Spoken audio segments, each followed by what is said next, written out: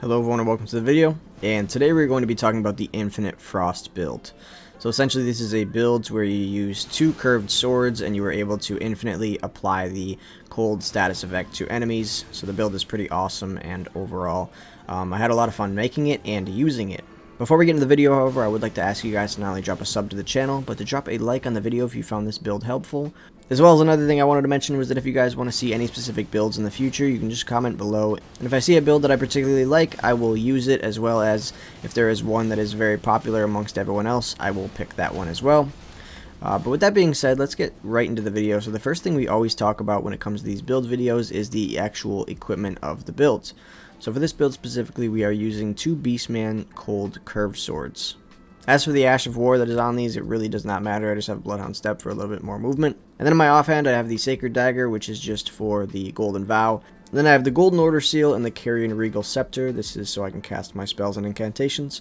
For the fashion of the build, we have the Snow Witch Hat, the Night Maiden Armor, the Black Flame Monk Gauntlets, and the Warrior Greaves. Overall, this is just for fashion. For the talismans of the build, we have the Magic Scorpion Talisman, the Millicent's Prothesis, the Rotten Winged Sword Insignia, and the Dragon Crest Great Shield Talisman.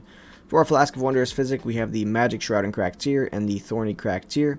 For the stats of the build, we are level 150. We have 55 Vigor, 15 Mind, 30 Endurance, 13 Strength, 19 Dexterity, 73 Intelligence, 20 Faith, and 9 Arcane. For the incantations of the build, the main one is going to be the Fire's Deadly Sin, because this is what's going to reset the cold meter and allow you to re-proc. And you could run any other spell or incantation you want. For me personally, I just ran the Ranni's Dark Moon as well as the Adula's Blade because it does decent damage, but I hardly found myself using it since this is a build more catered around close range fighting. So now we're going to talk a little bit about how this build works, as well as some of the things you're going to need to do to make it work. So essentially the main premise of this build is using the Fire's Deadly Sin to take away the cold buildup on enemies. So if you guys are unaware, if you light an enemy on fire after they already have the cold status effect on them, it will take it away.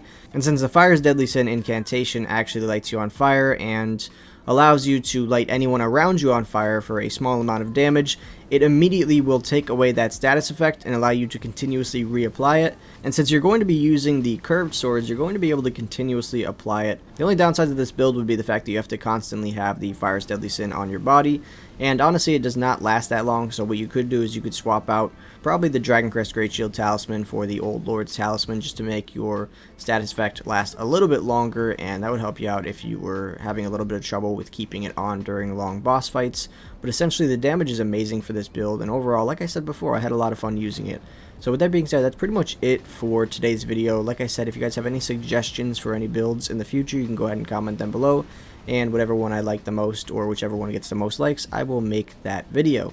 But with that being said, that's pretty much it for today's video, so thank you guys so much for watching, and I will see you next time.